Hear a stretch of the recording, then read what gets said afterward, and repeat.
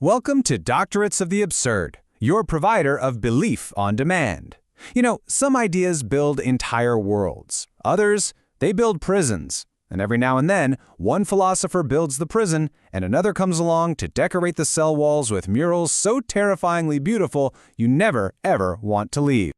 Today, we're diving into the story of how one philosopher's bleak diagnosis of human reason became another's blockbuster horror story. So we're going to start by building Kant's inescapable intellectual prison. Then we'll meet its most famous inmate, Arthur Schopenhauer, and figure out just why his philosophy of absolute doom became so thrilling. So let's just kick things off with a pretty bold claim.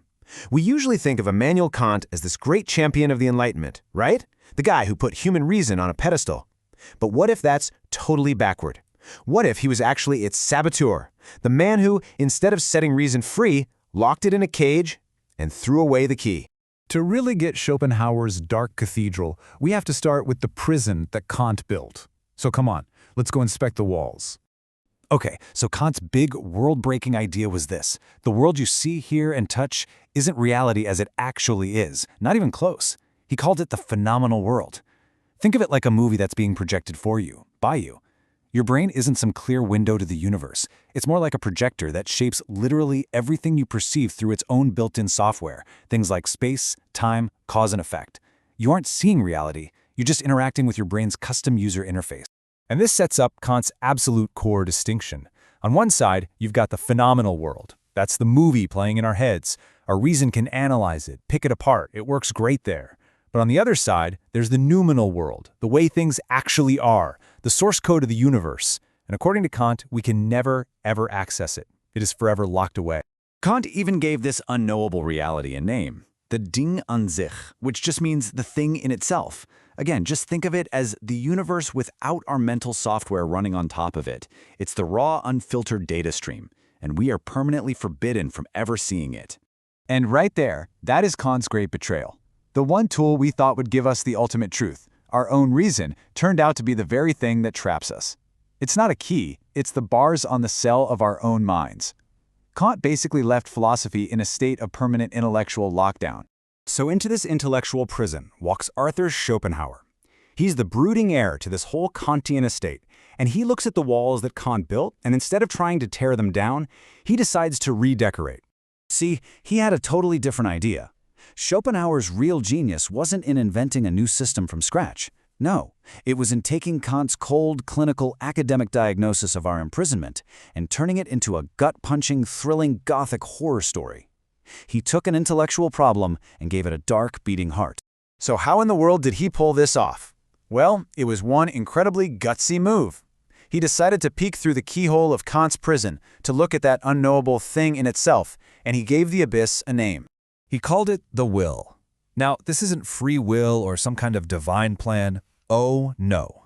For Schopenhauer, the will is the fundamental reality behind everything. A blind, restless, totally purposeless, and endlessly hungry striving. It's the engine of the entire universe, and it's just driving all of us towards, well, nothing but more striving.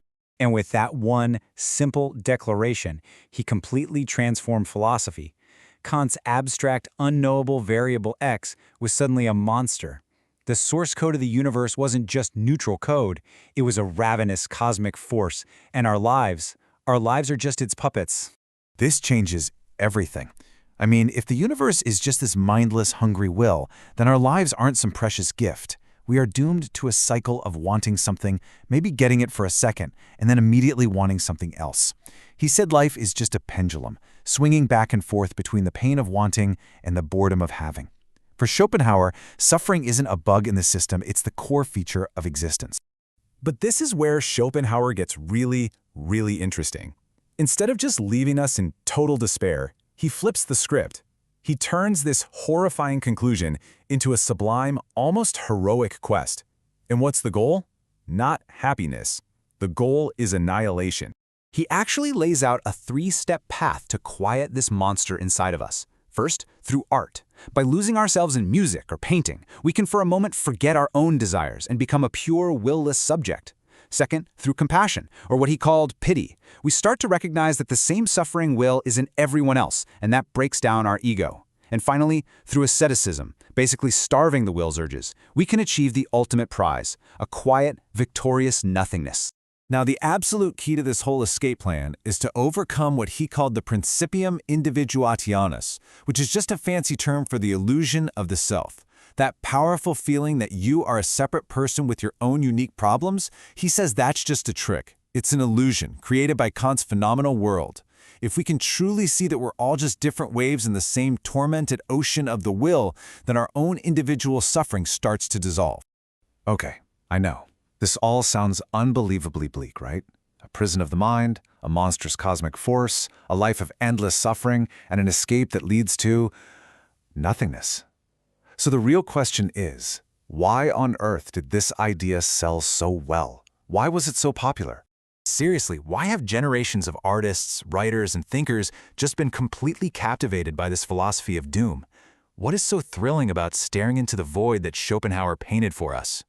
Well, here's the difference. Kant was like the meticulous software engineer who discovers a critical limitation in our cognitive operating system and then writes up a very dry technical report about it. Schopenhauer, he was the game developer who took that exact same limitation and turned it into the central mechanic of a terrifying and beautiful cosmic horror game, complete with amazing graphics and a dramatic score. Schopenhauer didn't just give us a theory, he gave us a story. In his world, we aren't just confused little beings. No, we are soldiers who have been drafted into a meaningless war by a blind cosmic god.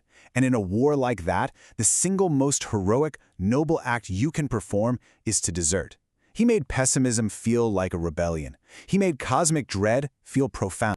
Look, in the end, Schopenhauer never offered us a key to get out of Kant's prison.